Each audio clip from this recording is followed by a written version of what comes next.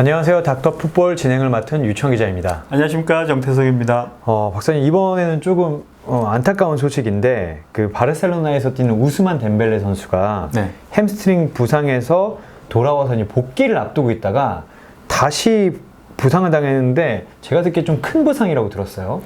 네, 맞습니다. 안타깝게도 이제 덴벨레 선수가 자꾸 부상이 반복이 되는데 뉴스를 보니까 이 덴벨레 선수가 햄스트링에 그 힘줄이 완전히 파열된 것으로 그렇게 보도가 됐습니다. 네, 제가 보니까 작년 11월 28일 날 햄스트링 부상을 당해서 이미 10주의 재활 기간을 거쳤고 2월 3일에 복귀를 위한 마지막 테스트를 하다가 그 그라운드 운동을 하다가 완전 파열을 당했다고 하는데, 그러면 완전 파열을 당하면 수술을 해야 되는 건가요?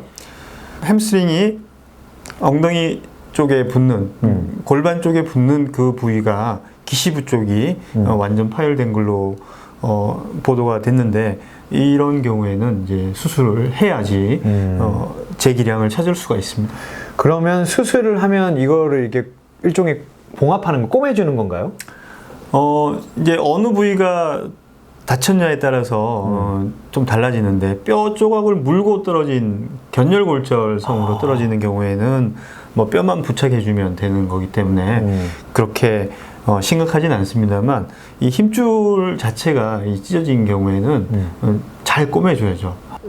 그러면 해리케인만큼 재활이 걸린다고 보면 되는 겁니까? 아니면 이게 해리케인보다 부상이 좀 더 중한 건가요?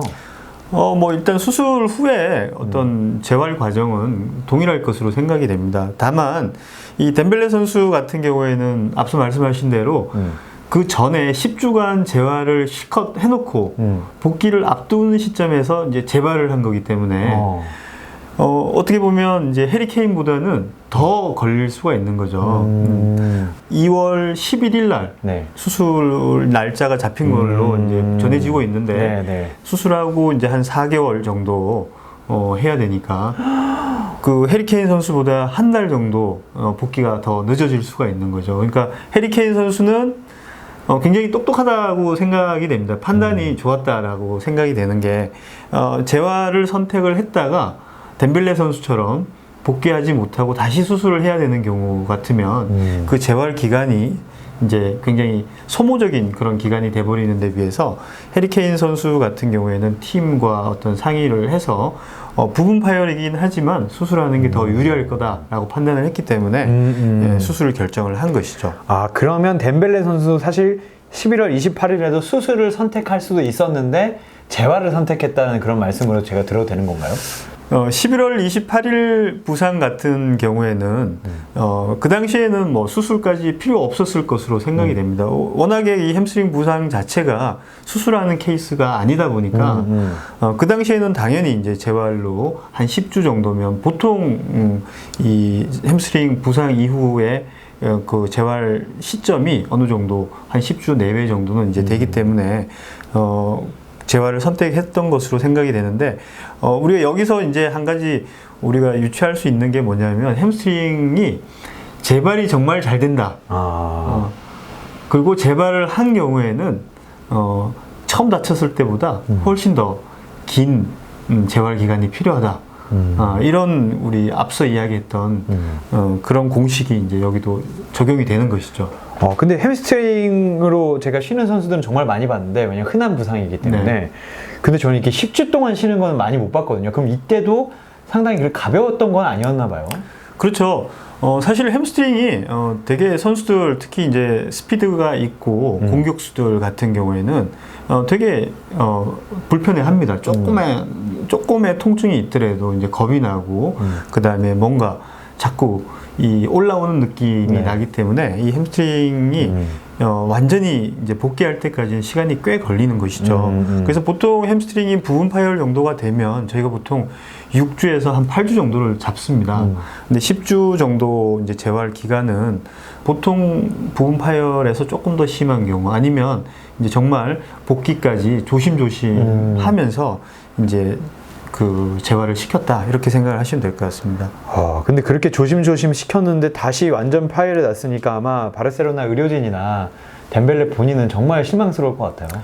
네, 엄청 실망스럽겠죠. 그리고 본인이 이제 팀에 기여한 기여도 자체가 이적 이후에 거의 없었기 때문에 또 이걸로 인해서 이번 시즌 아웃이 예상이 되고 그러기 때문에 아마 굉장히 크게 낙담을 하고 그 바르셀로나 입장에서 보면 구단의 이제 비용 지출도 그 상대적인 기회 비용이죠. 덴벨레 선수의 어떤 연봉이라든지 뭐 수술 비용이야 얼마 되겠습니까만은 이 기회 비용이 굉장히 크다라고 볼 수가 있습니다.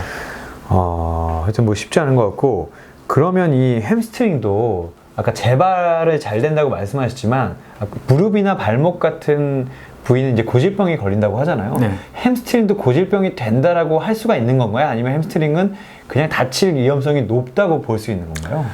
햄스트링이 고질이 될 수 있다라는 가정은 거꾸로 이야기하면 햄스트링 부상 이후에 재활 과정을 충분히 거치지 않았다라는 말하고도 이제 일맥상통할 수가 있습니다. 네. 그리고 나서 복귀한 이후에도 다시 다치지 않기 위한 어떤 예방적인 조치들, 예방적인 훈련들 이런 부분이 좀 소홀히 됐다 이런 이야기가 될 수도 있는 것이죠. 그래서 햄스트링을 자주 다치는 선수 혹은 햄스트링 부상이 많은 그런 팀 같은 경우에는 다시 한번 햄스트링 부상에 대해서 예방하고 또 부상이 있다면 재활하는 과정을 꼼꼼히 그리고 안전하게 가는 방향이 좋을 것 같습니다. 근데 좀 아까 말씀하셨듯이 예방하고 이 재활을 길게 봐야 되는데 프로팀 같은 경우에는 빨리 돌아와서 공을 차야 되잖아요.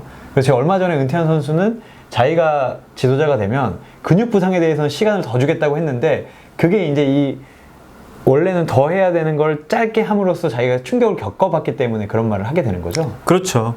우리 이제 덴벨레 선수를 좀 보고 교훈을 얻어야 되는 부분도 있습니다. 본인이 이 11월 28일 날 다치고 이제 2월 3일 날 복귀를 준비를 하는 과정 중에 불의의 사고로 일어나긴 했습니다만 재발이지만 이렇게 불충분한 어떤 뭐 과정을 거쳐서 다시 그 복귀 시점에 또 부상을 입는 경우에는 그 재활 기간이나 이 치료 기간이 2배 정도가 늘어나는 거니까 좀 조심할 필요가 있죠. 근데 뭐 덴벨레만 다친 게 아니라 마네 선수, 리버풀의 마네 선수와 맨시티의 스털링 선수도 지금 햄스트링 부상을 당했어요. 맞습니다. 햄스트링 부상으로 이제 스털링 선수 같은 경우에는 뭐 천만다행으로 브레이크가 있어서 그 기간까지 쭉 이제 재활을 하면 그 브레이크 이후에는 복귀할 것으로 예상이 되고 있습니다만 이 마네 선수 같은 경우도 이제 햄스트링 부상으로 또 결정이 예상이 되지 않습니까? 아마 이제 시즌 후반기로 접어들면서 지난 우리 해리 케인 이야기 때 했던 것처럼 이야기했던 것처럼 이 경기 수라든지 선수들의 어떤 피로감 이런 부분들이 누적되면서 많이 발생하는 것으로 그렇게 생각이 됩니다. 근데 이 해리 케인, 덴벨레, 마네, 스털링까지 모두 공격수잖아요. 네. 공격수들이 뭐 순간적인 스피드를 내야 돼서 좀 더 부하가 많이 걸린다고 볼 수 있을까요? 아니면 수비수들도 다 걸리는데 최근에 이제 공격수들만 이제 보고가 되고 있는 건가요? 뭐 햄스트링 부상이 그 포지션에 아주 전문적으로 뭐 이렇게 이제 하지는 않는데 이 공격수들 같은 경우에는 스프린트를 많이 하고 방향 전환을 많이 하지 않습니까? 네. 아무래도 이 햄스트링의 역할이 추진력을 내는 역할도 합니다만은 이 방향 전환이라든지 아니면 스프린트 할 때 이 딛는 발을 제어하는 역할을 하거든요. 그렇기 때문에 이 햄스트링이 브레이크 역할을 하기 때문에 아마 공격수한테 방향 전환이 많은 선수들한테 많이 나타나는 것으로 생각이 됩니다. 그러면 이렇게 어쨌든 간에 부상 위험은 항상 있는 건데 이렇게 그 경기가 많고 이렇게 방향 전환도 많이 하는 선수들이 햄스트링을 좀 보호하고 부상을 예방하려면 어떤 조치가 좀 필요한 건가요? 햄스트링은 뭐 지금 논문이라든지 아니면 뭐 피파에서도 햄스트링 부상 예방을 위한 여러 가지 이제 예방 훈련들이 많이 있는데요. 그런 예방 훈련법들을 이제 충실하게 해야 되는데 특히 이제 경기력이 높은 선수일수록 예방 훈련을 그 본 훈련하고 따로 하는 것보다는 본 훈련 이후에 근육이 필요할 때 실제 상황하고 유사한 상황에서 이 근육훈련, 예방훈련을 해줘야 피로에 저항할 수 있는 그런 능력이 이제 배가가 되는 것이죠. 아, 그러니까 뭐 집에 가서 훈련하고 이런 개념이 아니라 매일 훈련이 끝난 뒤에 필요한 상황에서 또 그렇죠. 예방 훈련을 해줘야 된다. 네. 얼마 전까지만 해도 이 부상 예방은 아주 선수들이 프레시할 때, 뭐 워밍업 할 때 부상 예방 훈련을 좀 권장을 하는 편이었는데 최근에는 그렇게 해서는 예방이 안 된다. 실제 상황하고 유사한 상황에서 예방 훈련을 해줘야 부상에 대한 내성이 생긴다. 이런 식으로 이제 이야기들을 많이 합니다. 그러면 이제 뭐 선수들이야 이제 그런 과학적인 거를 잘 하고 이 각 팀에 스포츠 사이언티스트가 있으니까 따라하면 되는데 그러면 이제 이 밖에서 지금 공을 차고 있는 일반인들은 어떤 식으로 간단하게 좀 예방 훈련을 할 수 있을까요?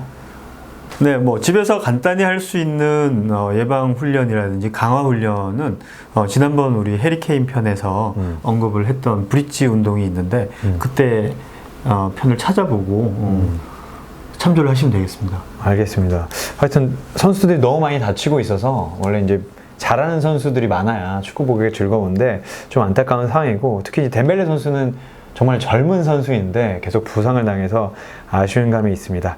하여튼 저희는 그래도 부상을 다루다 보니까 아주 좋은 얘기는 할 수 없을 것 같고 네. 다음에도 또 다른 부상 소식, 예방 소식으로 돌아오도록 하겠습니다. 오늘도 아름답게 한번 마무리해 보시죠. 과학 없인 축구 없다. 감사합니다.